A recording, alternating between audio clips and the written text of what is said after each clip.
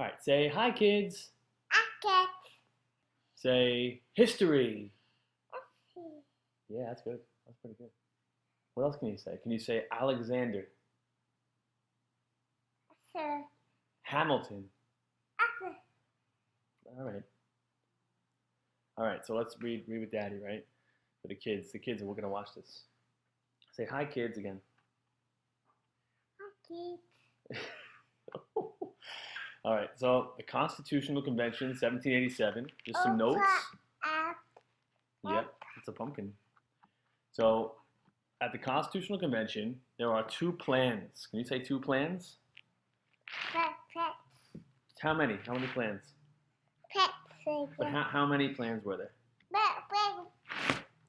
Oh, dear. How many plans were there, though? How many?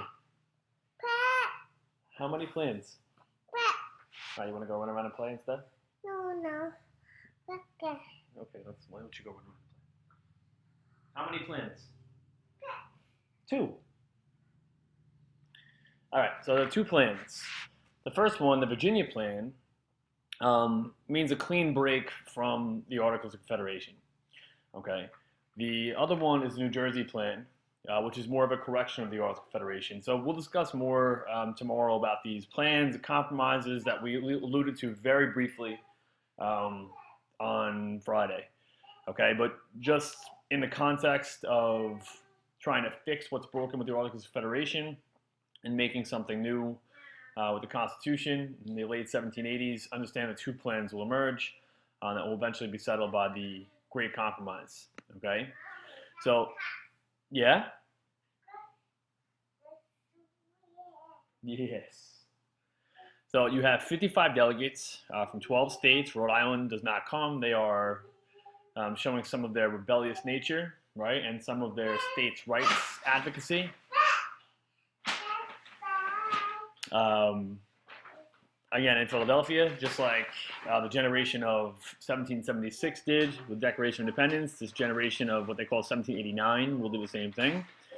Conflicts arose between large and small states. So going back to what I was just mentioning with these two plans, you have a Virginia plan, which favors large states because representation, the emphasis in the Virginia plan, that is that representation should be based on population. So if you are a larger state with a larger population, the understanding would be you would have more power because more population means more votes, means more representation. Strength in numbers would dictate that you'll have more power. The same would be true, on the other hand, for small states like New Jersey. Okay, a large state, by the way, being Virginia plan.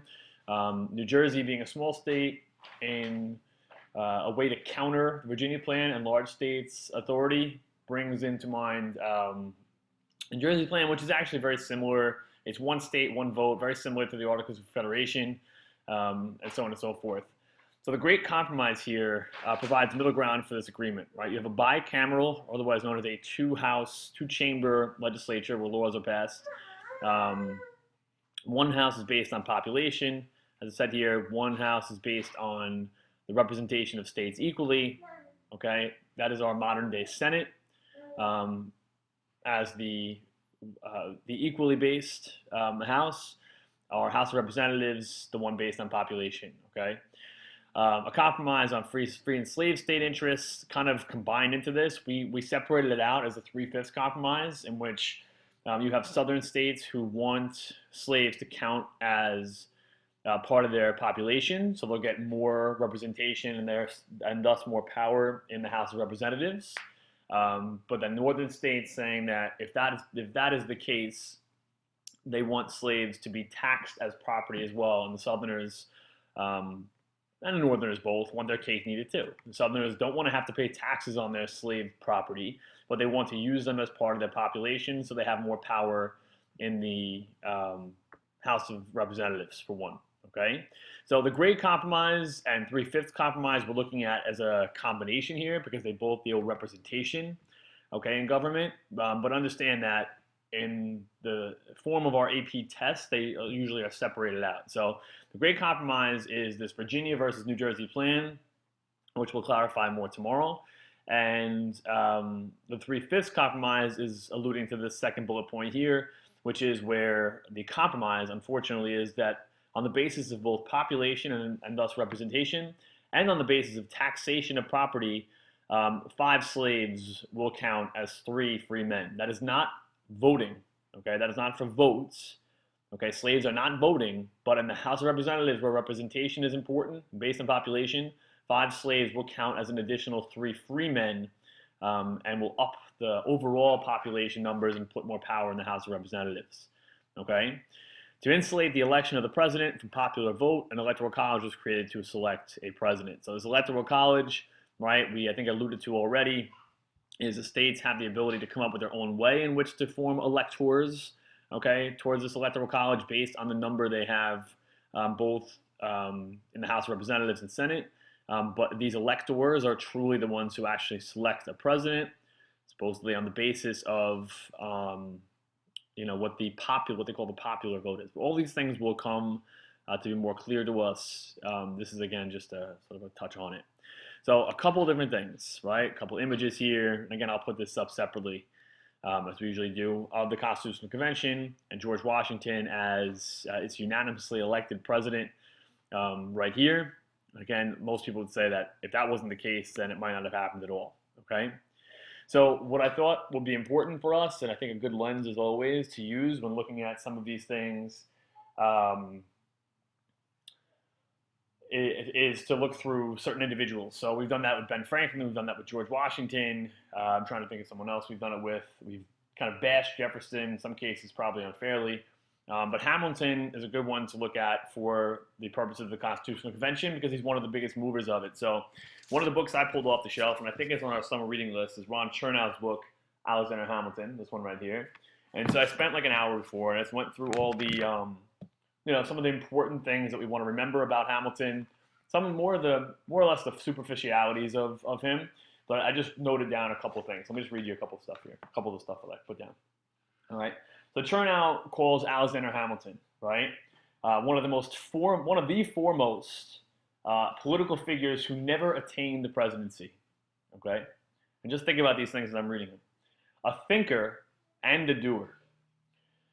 He and Madison, that is James Madison, were prime movers, okay, in and at the Constitutional Convention and in creating the Constitutional Convention.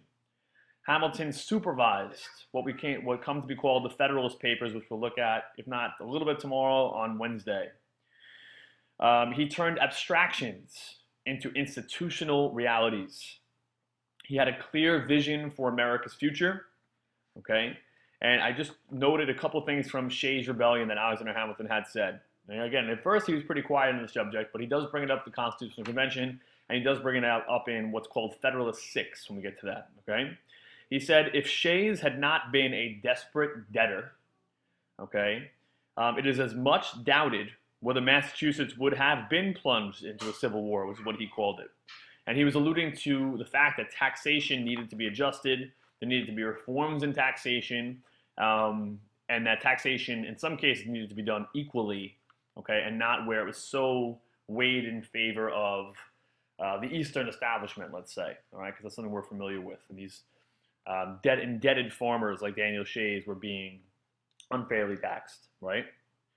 No surplus, right? He said that at the Constitutional Convention now, Alexander Hamilton said there's no surplus money to service the debt from the Treasury, okay, because of what we call voluntary payments, right? So the states at this point are just asked, they're requested to pay towards the central government under the Arts Federation, and what Hamilton is basically saying is that's not working, okay? So about that issue, okay, about that tax issue, he says domestic creditors, so people within the country might be patient, but foreign creditors would not be patient, okay, and it would tear the new union apart, the fragile union apart. Okay, again, he's criticizing the Articles of Federation. As a member of the New York delegation to the Constitutional Convention, he was often flanked by states' rights advocates. So what I mean by that is this, okay? Every state that goes to the Constitutional Convention, we said that ultimately there's 55 delegates, okay? 55. Every state that goes to the Constitutional Convention sends delegates, okay, from their states. Now, Alexander Hamilton is a central government guy. He is very much in favor of dismantling the Articles of Confederation and creating a more powerful central government, federal government, under the Constitution. Okay?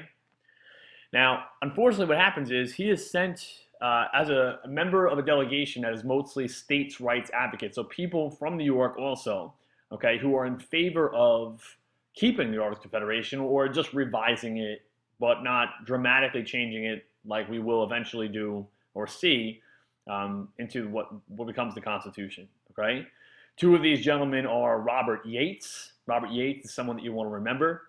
Okay, and Lansing. John Lansing Jr. is a big one. Okay, so John Lansing Jr. and Robert Yates. Robert Yates is again another one that you want to remember because Alexander Hamilton will do a lot of writing to boost up the Constitution and its positives, and Robert Yates will do a lot of writing behind the scenes to kind of bash the Constitution. So the two of these guys, in a literary way, will bash each other in New York newspapers during what they call the ratification debates. Okay. 1 minute. All right. Can you say hi, kids, again? Hi, kids. Okay, hi, kids. All right. So what happens is you have these divisions. Hi, kids. So Alexander Hamilton becomes a Federalist, a high Federalist, a chief Federalist. Okay, the anti-Federalists are the ones that oppose these people, like the gentleman I mentioned a moment ago, Robert Yates and John Lansing Jr. Okay. Again, so the Federalists are supporters of the Constitution, anti-Federalist opponents. They fear the Constitution gives too much power to a central government or the federal government, and that the Republic could not work well if this large nation, which it would be a very large nation already, and it becomes much, much larger if you think about it, all right, came to fruition. So you have James Madison, Alexander Hamilton, John Jay publishing what become the Federalist or the Federalist Papers, which are essays, 85 essays. Can you say essays? No. No, you can't say that. What were you for Halloween, Theodore? Theodore, what were you for Halloween? You don't want to talk? You don't want to talk about it? No? All right. So, the Federalist Papers are 85 essays written in newspapers, okay, in New York. And what happens is it eventually turns into a book. And not only are very important government, elements of government, writings on the elements of government, but are the really the foremost writings about government ever. Okay, governments from around the world, even today, ones that are forming today, often are scholars or students of the Federalist Papers for learning what to do and what not to do, because they're so well written. They're hard to read. We'll look at a couple of them in class soon. They're hard to read, but they are sort of a classic. They're a classic of government, you could say, okay, in that sense. So we'll talk more about this tomorrow in class, right? Can you say bye-bye? Say bye-bye. Look, see Theodore in the picture? Say bye-bye. Say bye-bye. Bye-bye, kids. No? All right. Let's keep chewing. All right. I will see you tomorrow, guys.